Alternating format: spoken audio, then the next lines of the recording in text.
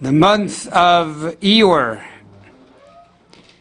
to discuss the Zodiac and the energy of the month, starting with the name and the number, the Zodiac, the letter, the attribute, the limb, the tribe, and the permutation of the month. The month of Iyar. The name Iyar is an acronym for Avraham, Yitzchak, Yaakov, Rachel. Iyar stands for Abraham, Isaac, Jacob, and Rachel. That is the meaning of Iyar. Furthermore, Iyar stands for Ani, Hashem, Rifecha, I am God, your healer. How do we understand these two concepts? First and foremost, we find on one hand the Torah says, Ani Hashem Rifecha, I am God, your healer, implying that God is the healer. And then we find a verse that says, V'rape yirape, heal shall you heal, implying that God gives power and permission to the doctor to heal. What is the difference between if the doctor heals and if God heals? So we understand this from the actual wording that the Torah uses. Ani Hashem Rifecha, I am God your healer, has the letter Fei. Fei is missing the dot. Pertaining to a doctor, the Torah says, V'rape yirape. It uses the letter Pei, which has the dot in the letter. Because when a doctor heals, there is still a scar. You have the dots. However, Ani Hashem Rifecha, I am God your healer, and therefore to begin with, you will not become sick. And even if you are sick, and God heals you, there is no dots, there is no scars that are remaining or a remnant on the body. Furthermore, Iyar is the second month of the year. In the Torah, there is no name to the months. It's the first month, the second month, because according to the Torah, all 12 months of the year are one continuation. The first month goes into the second, and the second goes into the third. How do you understand the difference between the first month of the year and the second month of the year? And how do we understand the connection between, on one hand, Iyar stands for Abraham, Isaac, and Jacob, Rachel, and on the other hand, it's I am God your healer. And this can be understood between the first Passover and the second Passover. In the month of Nisan, the first month of the year, we have the first Passover. The Torah says in that month, you shall have a Seder, and you shall not have any chametz. And at that Seder, you should eat the Paschal lamb, but you are not allowed to have any chametz in the house. The second Pesach, in the second month of the year, the month of Iyar, if a person forgot or did not or could not bring the first offering, the first Pesach, the Paschal offering, the Torah says you have a chance, you could bring it in the second month of the year. And even though you eat the Paschal offering and you eat matzah and you eat maror, however, chametz bebeisa, you are allowed to have chametz in the house. Why? Because the first month of the year, the month of Nisan, is a month of miracles. God took us out of Egypt. And even though God himself, no angel and no saraf took us out of Egypt, God himself did it. And there is the highest levels of revelation.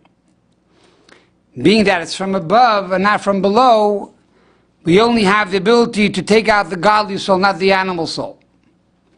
In other words, the animal soul remains animal. It's dormant. It's a skafia, as we say in Chassidus. It is subjugated, but the animal soul is still there and is still an enemy. Comes the second month of the year, which is Iyar. And we have the mitzvah of Sfiras Omer, of counting the Omer, which is that you bring a sacrifice of barley in the Holy Temple. Barley is the food of an animal. And that is because already we begin to work on the animal, we begin to work on the animal soul, which is the idea of ishapcha, transformation. The month of Iyar is a month that every single day we have the mitzvah of counting the Omer. It's the only month of the year that every day we have a mitzvah. And every night we count the Omer with a bracha.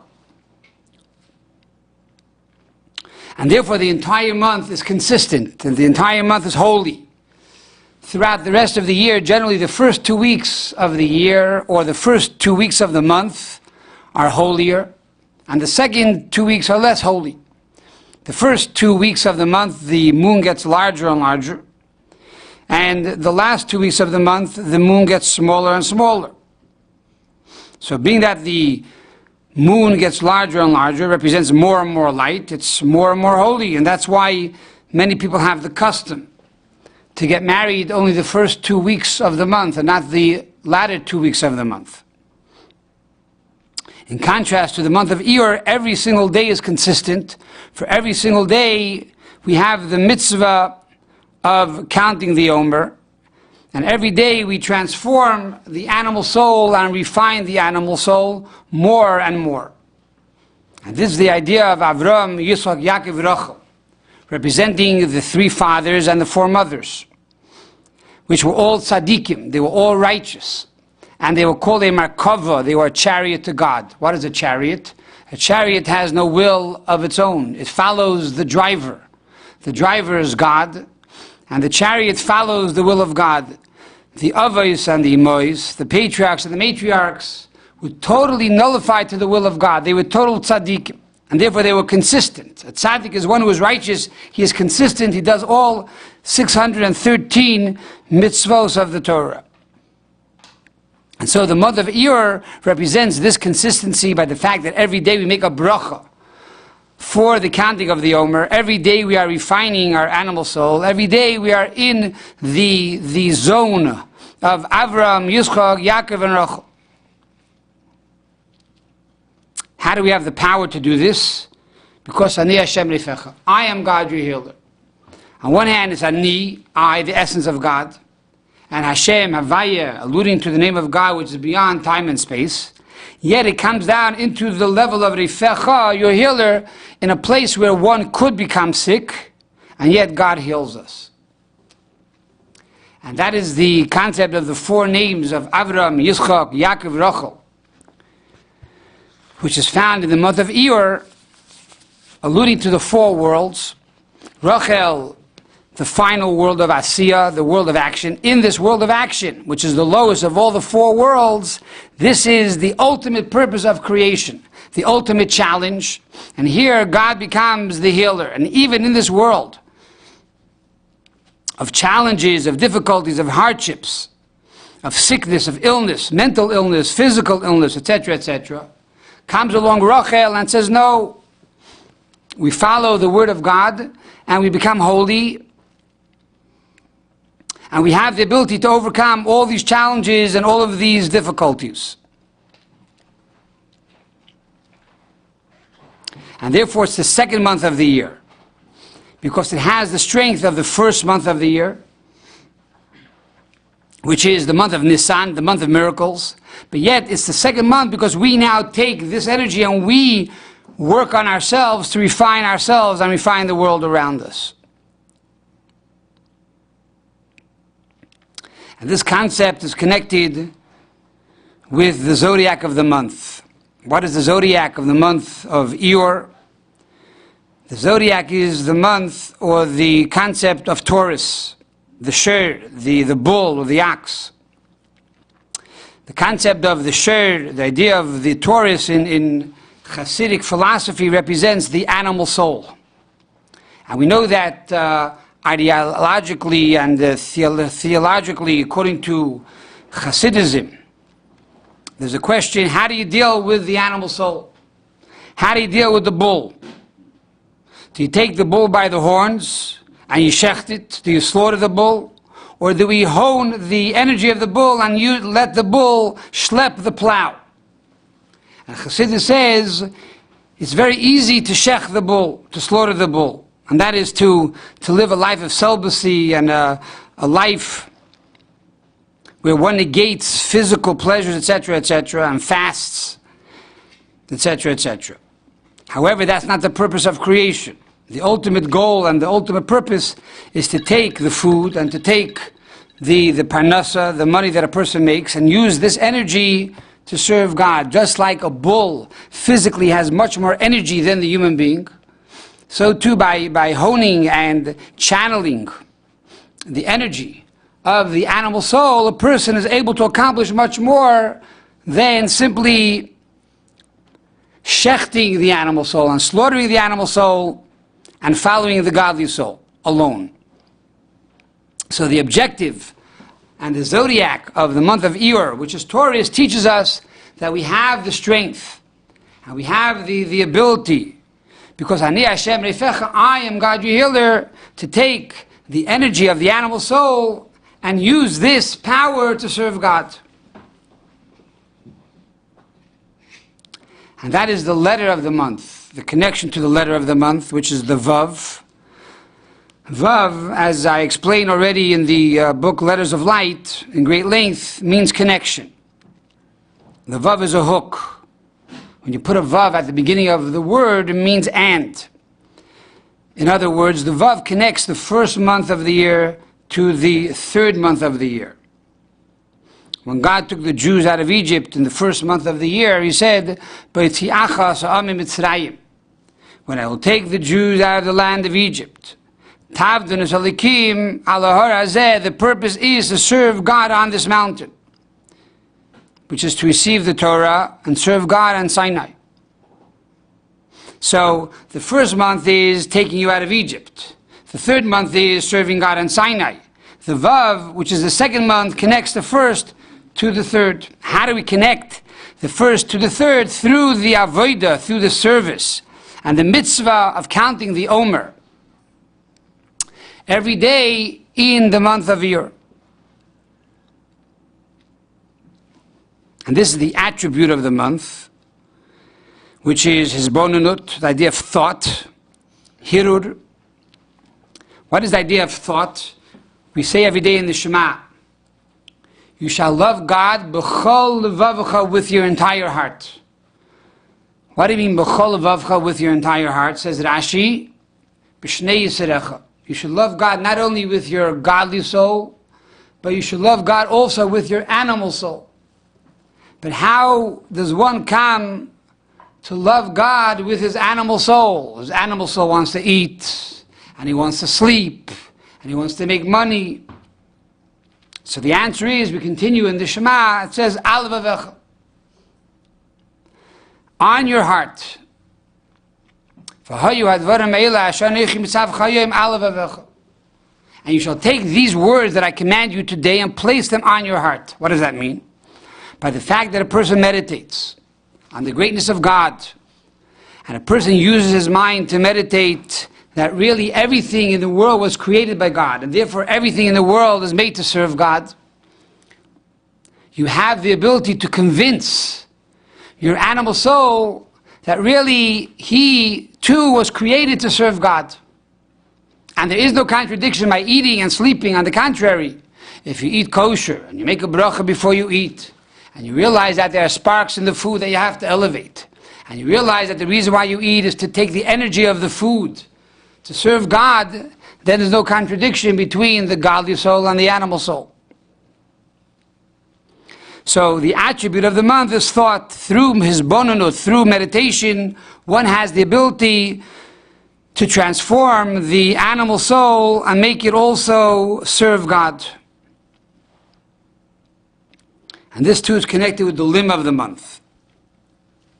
As it's explained in the Sefer Yetzirah, the book of formation, that the limb of the month is the right kidney.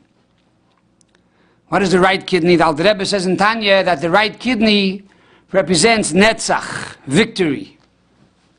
Here too implying that there's a war between the godly soul and the animal soul. And we have the ability in the month of Iyar to have the victory, which is to hone the energy of the Taurus, of the animal soul, to serve God.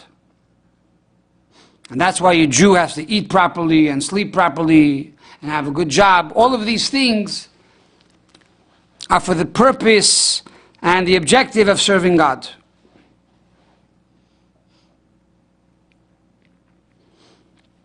And this too connects us with the tribe of the month.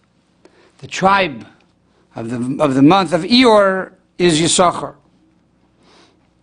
Yisachar generally was known for being great Torah scholars and being leaders of the Sanhedrin of the great court of Israel.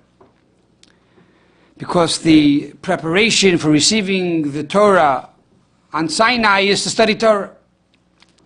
Every year on Shavuot we receive the Torah on Sinai. And the night before Shavuos, or the night before Matan Torah, we stay up the entire night to study the Torah, because the preparation to receive the Torah is to study Torah. And the same is true that between Passover and Shavuos, the preparation of receiving the Torah on Sinai is that we increase by learning Pirkei Avot, ethics of our fathers, throughout the days and the weeks between Passover and Shavuos. They tell the story that Iyar the Masmid, a famous chassid of the Frierdiker Rebbe, a great Torah scholar, asked the Frierdiker Rebbe, what do we do if you stay up all night, the night of Shavuos, to study Torah? What do we do as a preparation the night before? So the Frierdiker Rebbe told him that the preparation to staying up to study Torah is to stay up and study Torah. It was known that he slept very, very little, and he studied Torah literally day and night. So that is the tribe of Yisachar, which is the tribe of the month of Iyar, as a preparation to receiving the Torah on Sinai. What is the permutation of the month? As we know that every month receives its vitality from the 4 letters of God's name, and every month these 4 letters have a different order. And that is why every month has a different energy. The order of the month of Iyar is the Yud and the Hey, and then the Hey and the Vav. And this is based on the Pasuk. In Jeremiah, is Halel, Hamis Halel, Haskel v'Yudea.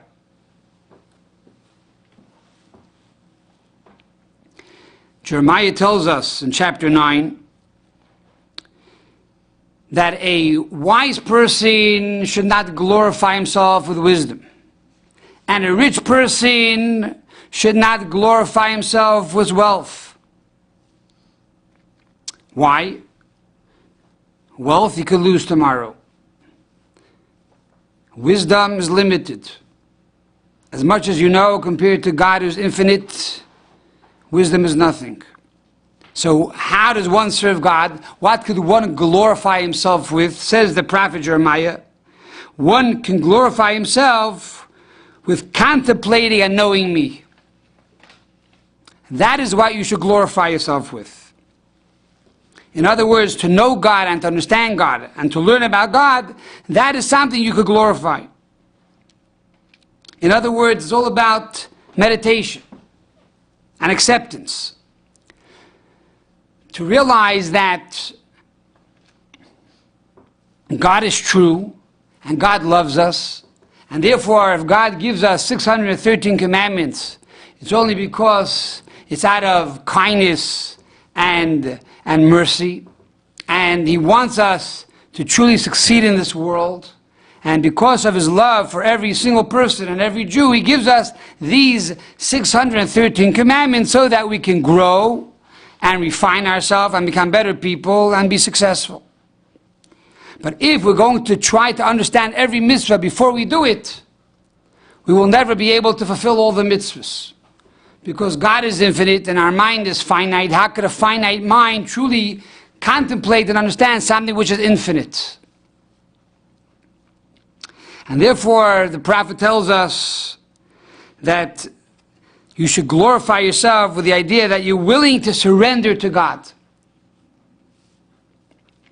And that is the idea of nasa v'nishma, to accept God unconditionally. And then once you do the mitzvahs, nasa, you do the mitzvah, then nishma, you can begin to understand the mitzvah.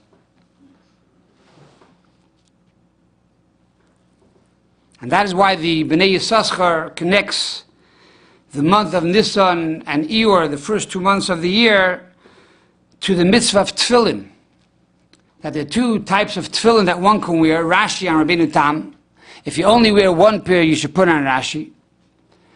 If you're willing to put on a 2nd pair, then you put on also Rabbeinu Tam. So Rashi is the month of Nisan, Rabbeinu Tam is the month of Iyar. And both Rashi and Rabbeinu Tam, we know that you first put on the shal yad and the shal rosh. You first put on the hand tefillin, then you put on the head tefillin. Why? Why not the other way around? Because the hand is action. The head is intellect. First we do, naaseh we do, and then we listen, then we understand. And furthermore, by the fact that we do the mitzvah, God gives us the ability to truly understand. And therefore, the idea of haskel, which is to contemplate God, through meditation we bring the ability to transform the animal soul, v'yedea, and therefore we will truly know God, become one with God. It's interesting to note that, according to Kabbalah, the tefillin of Rashi represents the idea of bina, understanding, or ima, the mother, and the idea of Rabbeinu Tam tefillin represent moichin the Abba, the intellect of the father, which is chachma. And when you put on the Rashi tefillin, you make a bracha on the hand, you don't make a bracha on the head. When you put on Rabbeinu Tam tefillin, you don't make a bracha either on the hand or the head. And the reason is because a bracha means to bring down a light into a vessel. Only when it comes to the hand tefillin of the Rashi do we have the ability to bring down the light into the vessel. The head tefillin is so high, it's beyond our comprehension. And therefore we cannot make a bracha to bring it down. This is true for the head tefillin of the Rashi. However, when it comes to Rabbeinu Tam tefillin, you can't not even make a bracha on the hand tefillin because the Rabbeinu Tam is even beyond the level of the Rashi tefillin. But the idea of tefillin is to tie a connection between man and God. And through this tying of the connection between man and God, one has the ability, through contemplation, to begin to know God and to truly become one with God. And this brings us back to the name of Iyar, which is to follow in the ways of our forefathers of Abraham, Isaac, and Jacob, and Sarah, Rivka, Rachel, and Leah. And they are called our fathers and mothers. Why are they called our fathers and mothers? Because if they're our fathers and they're our mothers, then we are their children. And we have their DNA. And therefore we too could be tzaddikim, we too could be a markava, we too could be a chariot to God. And therefore, being a chariot, we have the ability to take the Taurus, we have the ability to take this ox and this bull and use the energy to serve God. And by doing so, we are truly one with God. And we truly see Ani Hashem Nefecha, we see healing, not only physically, but also spiritually, and also mentally, and everything that we do, to have a world of healing, and a world of peace, and a world of harmony, with the coming of Mashiach speedily in our days.